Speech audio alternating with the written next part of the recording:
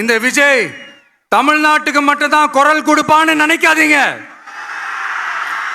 அப்படி பண்ணாத தவறு புதுச்சேரி மக்களுக்கும் சேர்த்து தான் குரல் கொடுப்பான்.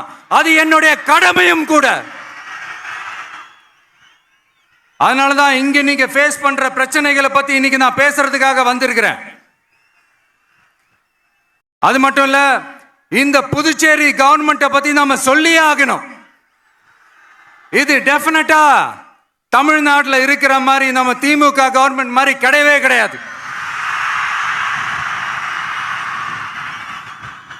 ஏன்னா வேற ஒரு அரசியல் கட்சி நடத்துற நிகழ்ச்சியாகவே இருந்தாலும் அந்த நிகழ்ச்சிக்கு தன்னெழுச்சியா வர நம்ம மக்களுக்கு பாதுகாப்பு கொடுத்து பாரபட்சமே காட்டாம இந்த கவர்மெண்ட் நடந்துகிட்டு இருக்கிறாங்க.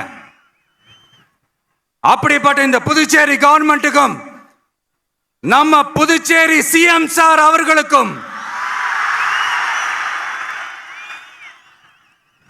இந்த நேரத்தில் என்னுடைய மனப்பூர்வமான நன்றிகளை தெரிவிச்சுக்கிறேன்.